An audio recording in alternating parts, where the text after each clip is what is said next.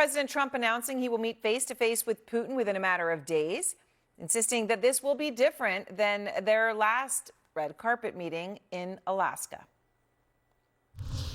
I would say within 2 weeks or so, pretty quick. Marco Rubio is going to be meeting with his counterpart, as you know, Lavrov, and they'll be meeting pretty soon. They're going to set up a time and a place very shortly. Maybe it's already set up. Alaska actually set a stage, and that wasn't very long ago, but it set a stage. You have to understand, I came into this situation. I didn't start this war. Trump's announcement coming after he spoke to Putin on the phone for a really long time, 2.5 hours. And the Kremlin actually says that Putin asked for the call. Trump took the call, 2.5 hours on the phone, and Trump made the unusual move during the call of posting on social media that he was speaking to Putin. So while he's talking to him in the middle of the call, he posts, and I quote, "I'm speaking to President Putin now. The conversation is ongoing, a lengthy one, and I will report the contents, as will President Putin, at its conclusion."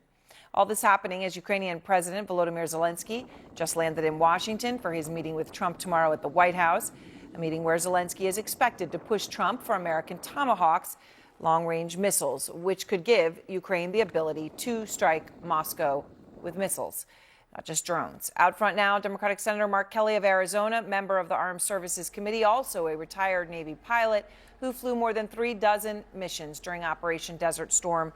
Senator, I appreciate your time. All of this coming up rather quickly today. Who at this point, in the context of where we are, has the upper hand in a second Trump-Putin meeting, which, frankly, nobody anticipated was going to happen, never mind soon? Well, I think the president made it clear things happen in 2 weeks. We hear that a lot from him. This is going to be in 2 weeks. It's obvious to me that Putin is stringing along Donald Trump. There's going to be another meeting. There's no promise of anything. Putin continues to attack women, children, old people. He's attacking hospitals. He's killing civilians intentionally. Zelensky, by the way, the Ukrainian military, they do not do that to Russia. This is a two-sided war with different standards and morality involved. Ukraine's defending itself. I think the president needs to sanction Russia significantly and put some real conditions before getting any kind of a meeting. That's what any other president would do. I mean, he's going to roll right in there like he did in Alaska and get nothing for it. Of course, the reality of it is, too, when it comes to Russia, Senator, as we all know, it's a war economy, right? You take the war away and the whole thing crumbles. It's not just an easy thing of deciding when it's time to sign on a dotted line and what territory you get. And the Kremlin said that Trump told Putin that he would, quote unquote, take into account Moscow's concerns. Right, what their concerns are, and also their concerns about those Tomahawk missiles that could hit Moscow that Zelensky has repeatedly asked for. Putin says that giving those to Ukraine would cause significant damage to Moscow-Washington relations. So where do you think this stands? I mean, I remember back, of course, when it was the bombers that were the big issue back and forth, right? But it has been the Tomahawks now for quite some time. Well, I met with Zelensky a couple weeks ago. We spoke about this. This was the same day he had the meeting with Donald Trump where Trump said that he would consider giving him Tomahawk missiles. I'm supportive of giving Ukraine more combat power. If we could figure out how to have a land version, launched version of the Tomahawk. Currently, we use Tomahawks on ships and submarines, but if we could figure out that piece of this, it's going to take a little design work and some manufacturing. I would be supportive of that. The Tomahawk goes up to about 1,600 miles. It's got a larger warhead. It could be a significant increase in their capability. But we've got to make a decision on it. It's ridiculous to just continue to discuss it. President Trump just said that he's going to meet with Russian leader Vladimir Putin in Hungary in the next couple weeks. After a marathon 2.5-hour call with Putin earlier today, this comes less than 2 months after that ultimately fruitless summit in Anchorage, Alaska. After that meeting, sources tell CNN, Trump changed his mind and ramped up U.S. intelligence sharing with Ukraine. Trump also recently floated the idea of arming Ukraine with long-range Tomahawk missiles. Tomorrow, President Trump meets with Ukrainian President Volodymyr Zelensky, who just touched down in Washington, D.C. CNN's Matthew Chance is live for us in Moscow. And Matthew, what did Kremlin officials say about this call, specifically when it comes to the Tomahawk missiles Zelensky wants? Oh, well, they were very positive, Jake, about the call. They said it was constructive. They said it was positive. They said it was in an atmosphere of trust, I think is the phrase that was used in one of the Kremlin readouts that I saw.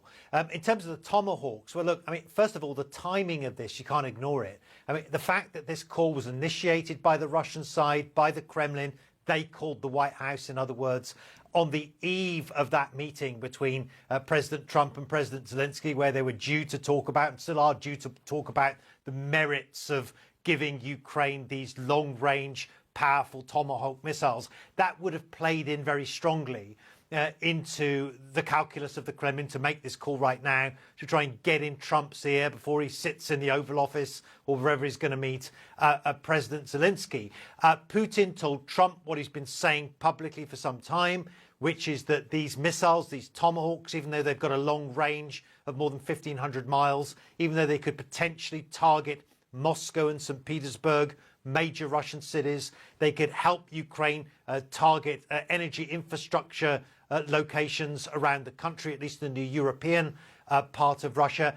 Putin saying he does not believe that these will have a significant impact on the battlefield. But what he does say, and what he stressed to Trump, according to the Kremlin readout, is that these would be considered escalatory and they would damage the relationship between the United States and Russia. And that's something, obviously, that President Trump apparently cares very deeply about.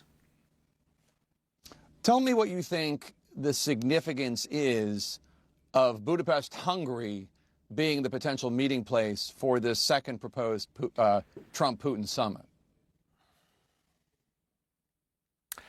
Yeah, it's an interesting choice and probably obviously very carefully chosen. According to the Kremlin readout again, Budapest was suggested by President Trump initially, and President Putin immediately agreed. And there's a couple of reasons for that. One of them is that Viktor Orban, who is the leader of Hungary, is seen as a very right-wing figure. He's very close to the MAGA movement, close to President Trump.